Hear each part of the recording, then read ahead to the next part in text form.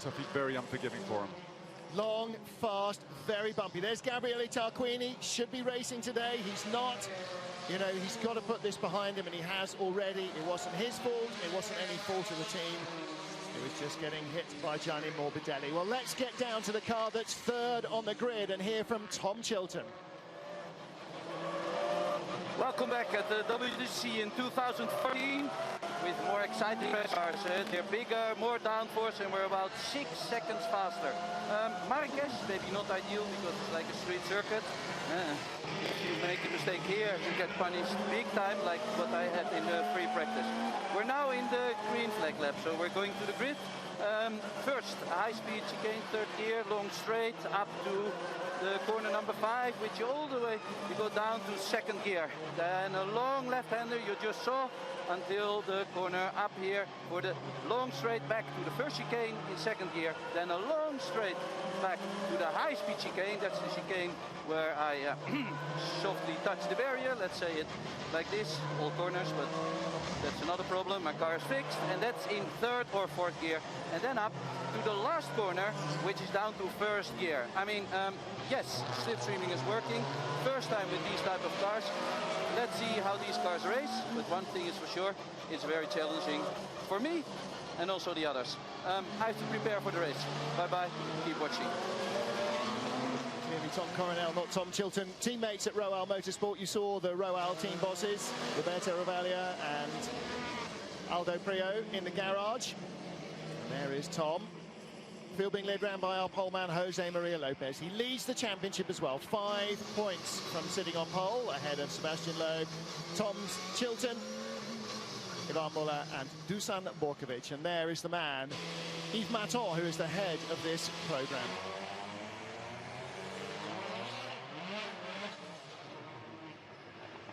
Cars coming to the grid. For the first time in a long while, not led by the safety car, not pacing themselves for a rolling start. There is James Thompson's engineer in the Lada garage. This year, another of the big raft of changes is that all races will be from a standing start. So, for Citroën, for their drivers, for the Chevrolet drivers, for the Lada drivers, for the Honda drivers, for everybody, the season is just about to get underway. I think 2014 is going to be a fascinating campaign. Multiple World Rally champions come racing. How will Citroën do? They have been fast in practice, fast in qualifying. They dominated qualifying with the front row of the grid. Can they convert that into victory on the streets of Marrakech? Jose Maria Lopez and Sebastian Loeb. The revs rise, the red lights are on. The season is underway, in a very slow start indeed for the black car. Number 77 of René Munich, he gets away slowly, but the front row got away very nicely. And Citroën 1, 2, 3, Ivan Muller, Matt Neal, is going to try and challenge for the lead as early as he humanly can, but there will only be one rule: don't hit a Citroën. Oh, is that Munich off again? Yeah, nearly took off teammate Gianni Morbidelli, and Munich has gone from 7th on the grid to last. The Citroën's made an average start, not brilliant, but I think Chilton didn't uncharacteristically for Tom. He's normally very fast out the blocks, and he didn't manage to get the power down well enough. Otherwise, I think he could have at least held Muller off. But here comes Montero. He's already on the charge in the Honda. He's got by Dusan Borkovic, beg your pardon. So Norbert Mikulis, Mehdi Benardi behind in their Hondas, and Hugo Vallant made a good start in his Chevrolet. He's in front of Tom Coronel in 10th, who skates wide. Lada trio right behind. Very good start from the back by Gianni Morbidelli, the ex-Grand Prix driver, trying to atone for his mistake the other day. And he has latched onto the tail of those 3 red Ladas. And look at Hugo Vallant. You see what I mean about Brawn GP colours, Dayglow yellow and white. Citroën 1, 2, 3, they're dropping Chilton on this first lap. Yeah, the Citroëns have got the hammer down, but I don't think there's any team orders in-house, as long as they've obviously not got to hit each other. That's the key point. But round here, if they push each other hard enough, this circuit is incredibly unforgiving. It's narrow, it's surrounded the whole way round by unforgiving concrete walls. You know, we've got 4 fiercely long straights just edged out by tiny little bumpy chicanes and hairpins, so it's anything can happen. Oh, someone up the inside of Vallant then. Yep. So the Citroens come towards us. Lopez, Loeb and Muller, then Chilton. Then Thiago Montero, Dusan Borkovic. Drive-through penalty, by the way, for the 77 car of René Munich. He's in the pit lane. Now, I would assume that his clutch was slipping in some way and he couldn't stop himself jumping the start, because he certainly didn't make anything like a good start and just dropped right to the back of the field. He's gone through and out again, so maybe it was, as Dusan Borkovic said, lack of familiarity with the controls necessary to get this car started and off the line. Yellow flags in the final sector. Munich will have just been coming in for his drive-through penalty for jumping the start. Now, these Citroens are in flying formation. I mean, Lopez is definitely pacing himself at the moment, but these new regulation cars, they are more reliant, a lot more reliant on aerodynamic. Now, you can see him ducking out to try and get some cool air in. The ambient has gone down from yesterday, which is better for their engine cooling and their brakes as well. But if these two, Loeb and Muller, following Lopez, they've got to be careful, because they're going to start using their tyres up very, very quickly, and then that'll hand it back to Lopez. Montero and Borkovic having a great scrap for 5th place. 4th place in front of them, and starting to pull away a little bit more again now is the black car of Tom Chilton. And then behind, you got Norbert Mikulits. There's the local hero, Mehdi Benanis, in the red, white and green of Marrakech, of Morocco rather. And he's got Hugo Vallant behind him. Montero and Borkovic. And Borkovic now clearly got over his nerves. The red, white and blue colours of Serbia on his car. He started 3rd on the grid. Oh yeah, René Munich moved, then stopped. Then got mugged by the two Hondas. Yeah, that's a little harsh, because boy, he certainly didn't gain anything from that, did he? Here's Tom Coronel's view. He makes contact with Munich, who's stopped. Little bump from his left rear to René's front right, but he got by. And Jose Maria Lopez leading into the first corner, as he does now. Yikes, Gianni Morbidelli, that's where he got it all wrong and T-boned Gabriele Tarquini in free practice. This time, he didn't hit anybody. Well, they've all been incredibly well behaved so far, haven't they? So, a few little straight lines through the chicane. But there's a lot of pressure on Montero's shoulders today, because, you know, Honda are there you go. Oh, that's what the yellow flags are for, a little bit of damage. Hugo Vallant he getting gave it out before he he took it himself as well, so. Yeah, the Honda are the reigning champions, for manufacturers champions, and, you know, they've got an incredible task in front of them with Citroen coming in this year. So, but with Montero out on his own, without Tarquini as his wingman today, he's on for a tough couple of races. Yeah, he is. And look at Borkovic, he's really pushing hard. Montero on the narrow inside line mat, and that makes it easier to defend, but harder to get the car quickly through the chicane, because you're offline and you're making it tighter for yourself effectively. Yeah, all he's going to do is slow himself down, give Chilton some clean air, just to pace himself behind the 3 Citroens, and, you know, open himself up more for attack from Borkovic. Well, the fastest lap of the race, no surprise for race leader Jose Maria Lopez, 1:44.731, 1:44.748 and 1:44.835 last time round for Loeb and Muller. Now they're down into 44.1s, so they've gone 0.6 quicker on this lap. They are really starting to stretch their legs now. And Matt, you know, we've seen in the last few Grand Prix how Mercedes have got the dominant car and how the teammates are really making a race of it. We are absolutely going to see that from the Citroen trio. Not one of them is going to roll over for the others. That much has been clear right from the beginning of qualifying. Exactly the same as when we had the pace car at the last Formula 1 Grand Prix, and the 2 Mercs were out front. Suddenly they just put the hammer down and they were gone.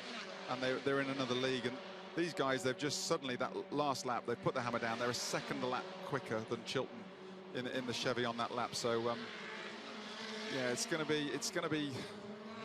Muller's not going to be happy in 3rd, I know that. Damage to René Munich has brought him back into the pit lane for a 3rd time.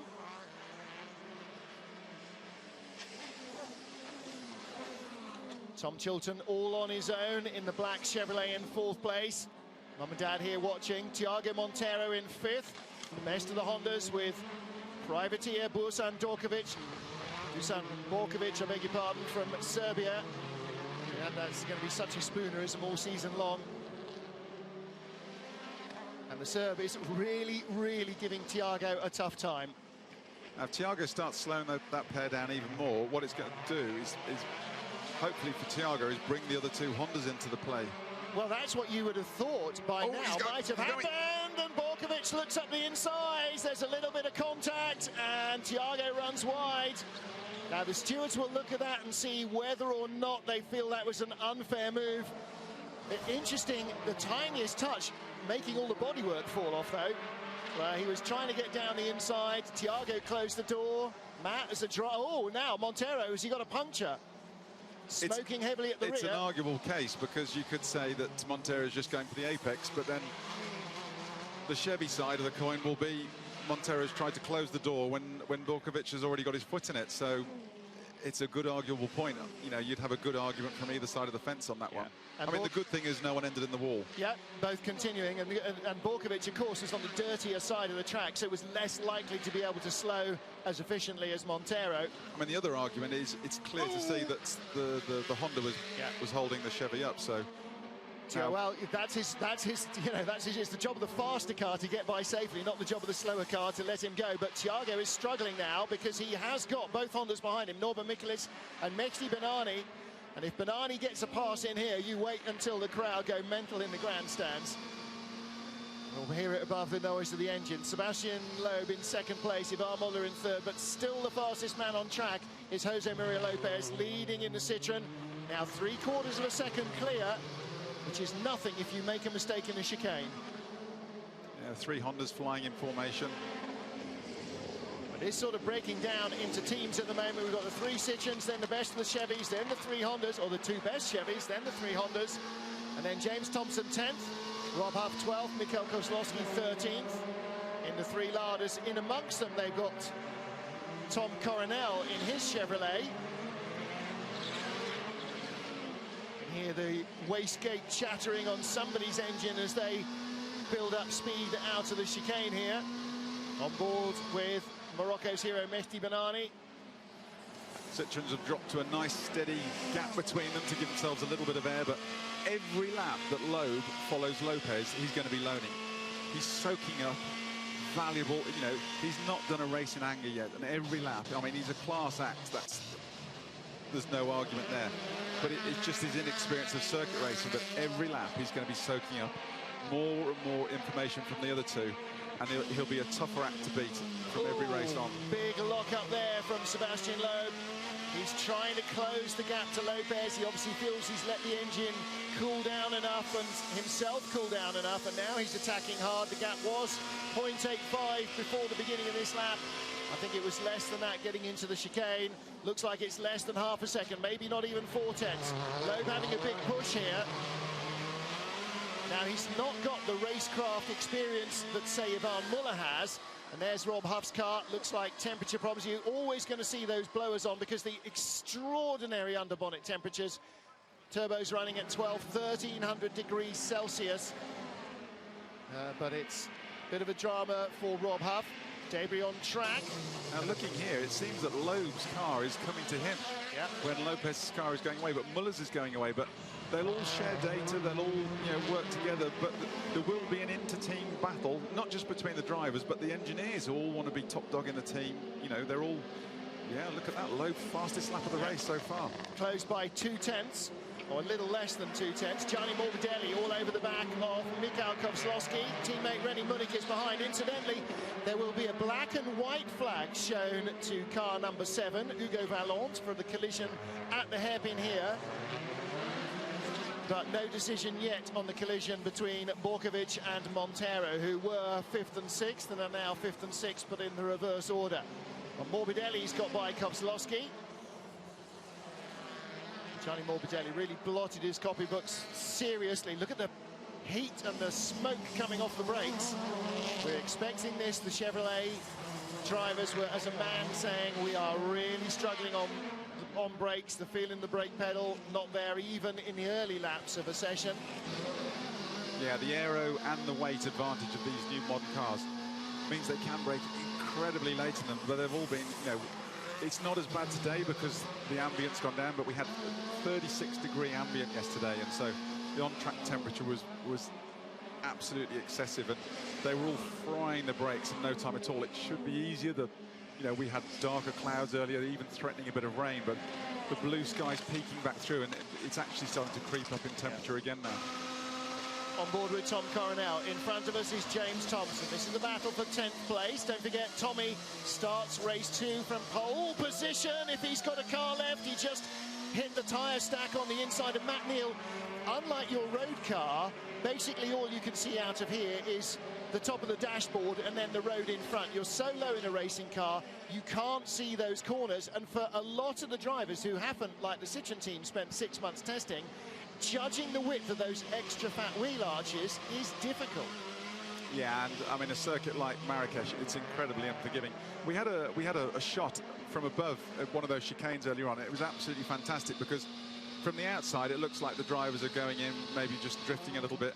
When we see from inside, you could see how hard they're working at the steering wheel, catching the oversteer on the way in, playing with it, working at it, wrestling with the car, trying to get it through to the second apex and just keeping it out the wall on the exit.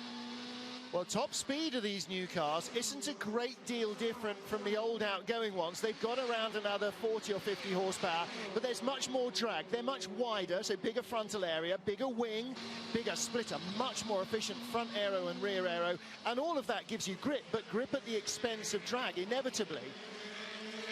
And it's because there's no real corners here, the top speed isn't that much different. What we're really going to see with these cars is their mid-corner speeds are going to be sensational compared to what the older, narrow-tyred, less grippy cars could produce. So here the lap time is quicker, but when we get to other circuits with corners that we've been to, I think they will extend even further inside the old lap records.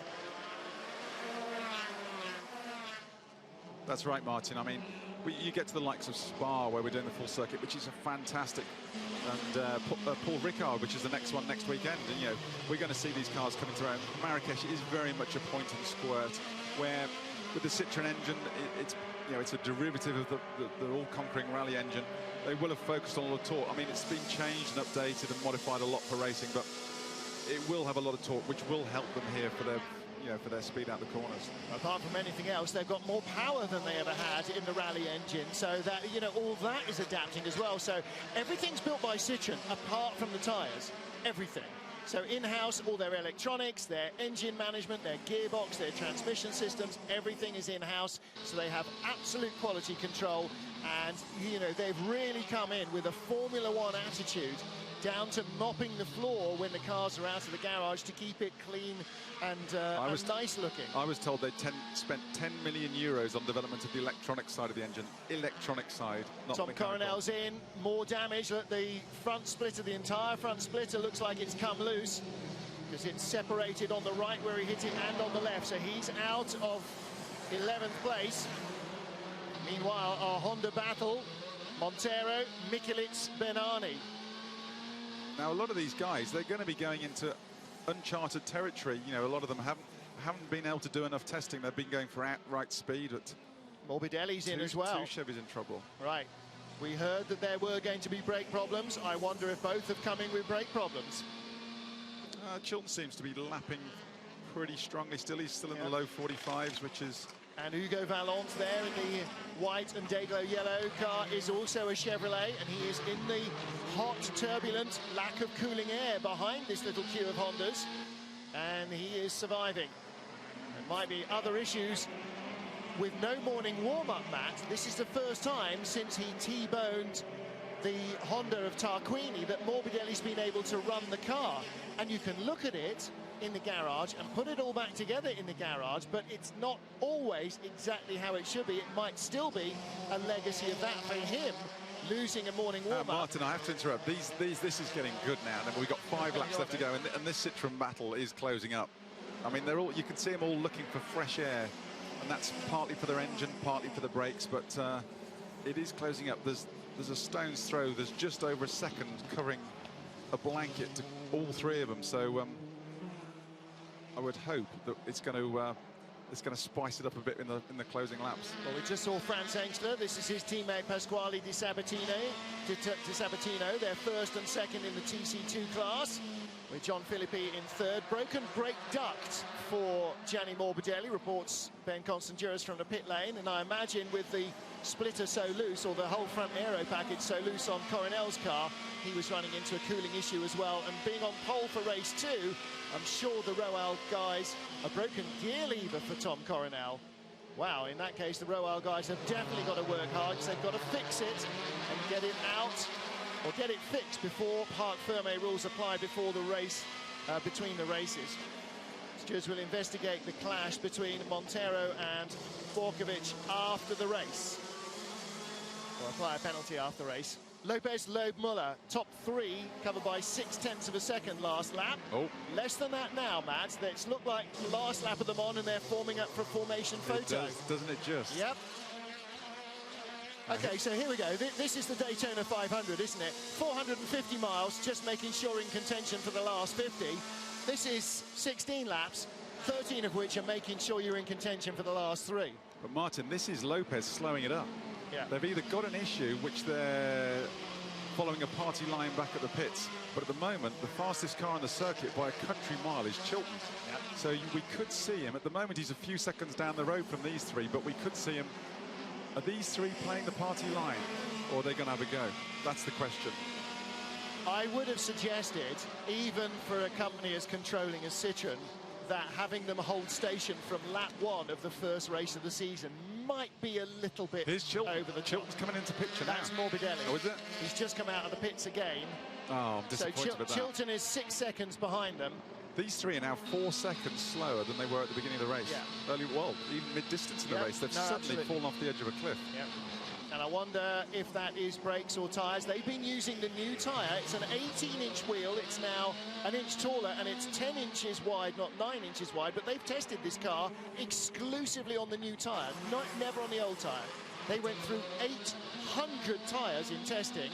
You only get through 180 in a season per car. I'll tell you what, Martin, Chilton is just over 5 seconds down the road, and he's almost 2 seconds a lap quicker than these guys at the minute with 4 laps to go. Well, one thing is certain is you can put 3 Citroens side by side across the road and stop a Chevy winning. I don't know, it could be good to watch. It would be very good to watch. That would be a great ending to the race. Meanwhile, here is our battle for 7th. Thiago Montero's just up the road. The black and red car, that's Norbert Mikulits in 7th. Mehdi Banani in 8th. And with the Dayglow roof, that is Hugo Vallant in 9th. Very impressed with his ability to adapt himself to this new car. Really inexperienced driver, Vallant, in terms of this World Championship, and has done a standout job all weekend. So too, though, is Jose Maria Lopez. 1 race weekend, only in Argentina, in a BMW. And here he is, put the car on pole. He's led every inch of the way. He's resisted to superstar, multi-world champion teammates, and he's still in front. Well, there is Chilton, the second of the black cars, so he is closing very fast indeed on the Citroens.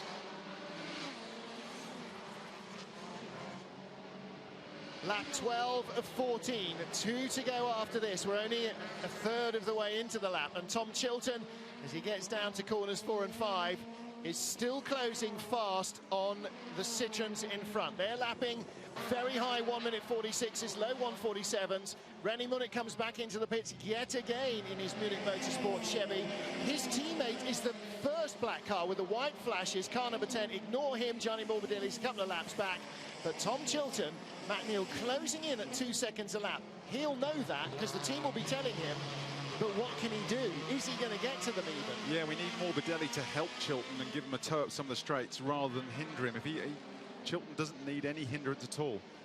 I can only think these 3 are following a party line. Muller would be attacking. Muller does not attack. He's a street fighter. And give him a sniff. And be going so slow, they've got to be... If they are, then they get a resounding boo off me at round 1. Well, French teams have a history of trying to control finishes in all sorts of racing. Peugeot, not yet, but Citroën rather not yet, but Peugeot absolutely have, and it very often backfires. If they're starting that now and making Muller stay third, you'll be able to tell from Muller's body language when he gets out the car. I don't think, yeah, there'll be no, yeah, it was as fast as I could go, the guys did a great job. No, he'll just stalk off. I mean, you know, the controlling is to such an extent that that Right, Justine, look at that. Right, Muller's look at, and girlfriend... I've just Oh, go ahead. noted the times. Lopez has just smacked. They've all just Yeah. smacked. Yeah, They've yeah. gone 2 seconds quicker now. Right. Same time as Chilton. Just they've Go seen quicker Chilton now. closing and they've opened up again. Yeah. Let's So not be silly. Let's go quicker. that confirms that. Yeah. that So it's in team formation. Whoever's Correct. first into the first corner wins the race. But I mean, their controlling aspect is such that even wives and girlfriends are not allowed in the garage to watch the TV monitors during qualifying or the race. They are banned from the garage. Because it's obviously such a busy place and there's so much going on that they'd be in the way of. Yeah, maybe the Citroen top brass should go to Formula 1 to chill out a bit. Yeah, Formula 1 is less anal. Norbert Mikulits makes a mistake under pressure, and Mehdi Benani is going through. They've got a few Moroccan fans watching that with delight, and Mikulits is slowing right down. Through has gone Hugo Vallant. Mikulits is in trouble. Matt, he went straight through the chicane, and that suggests to me that he's got a brake problem. Susceptible to brake problems. They were struggling with brakes on that car in free practice when they were trying a few longer runs. And Vallant is no longer tucked right up behind Mehdi Benani. He's on the opposite side of the track, trying to get cooling air through his air dam. This is a chance for Citroen to post the result they were hoping for, a 1-2-3. They didn't get it in qualifying, probably should have, but not all plans go according to the rule book. Rob Huff looking to get back into the car. No, he's not. Is he just putting the steering wheel on? Huff is out, Coronel is out, Munich is out. Our front row pole starter for row 2, Tom Coronel, with that gear lever problem, that could be a major issue, a real disappointment for Roal Motorsport.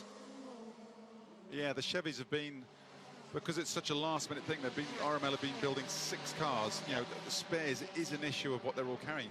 And I wouldn't have thought a gear lever would be a real sort of prime one that they're going to bring as spare. You know, the small bumpers, splitters, and more consumables which are going to get eaten by concrete walls and other cars. So I hope they have got a spare one somewhere. Again, bearing in mind the big crash that Tom had earlier in the weekend in free practice, maybe there's a legacy from that as well, that's finally a casting has cracked. Last lap, we're on the back straight. It is going to be a Citroen 1-2-3 unless one of these highly qualified drivers makes a very rookie error. Jose Maria Lopez won his 2nd ever World Touring Car race, and he is going to win his 3rd ever World Touring Car race, which will give him a hit rate far greater than any multiple champion so far. Into the final chicane, he's escaped that one. Just the hairpin remains. Sebastian Loeb was half a second behind and is showing no signs of making a pass into the hairpin. And Ivar Muller even less. Muller must be stewing livid if they've been told to hold station after the first lap. It's going to be a Citroen 1-2-3. Lopez wins. Loeb in 2nd. Muller in 3rd, but there was no battle between the teammates, and was that team orders. 4th, Tom Chilton, great result for him. 5th place, Dusan Borkovic, a fantastic start to his top-class World Touring Car career. Smiles all round at Citroen. They have done what they have spent a year planning to do. They have had the rules changed to their satisfaction, built a car to the new rules that nobody else had the time to do, and they have come out with a thoroughly well-tested car. So well-tested, in fact, that they even spent a day at a racetrack with 2 cars deliberately hitting each other in racing situations to find out what was going to break. That's the level of preparation that has allowed them to sweep the board. You just saw our TC2 winner, Franz Engsler, leads teammate Pasquale Di Sabatino by 20 seconds. John Philippi will finish 3rd. And whatever else the ramifications of the 1-2-3 formation finish, by getting pole position and by holding off his teammates at the start and controlling the race from the front, as Engsler wins TC2, winning outright, Jose Maria Lopez has shown that he is not just that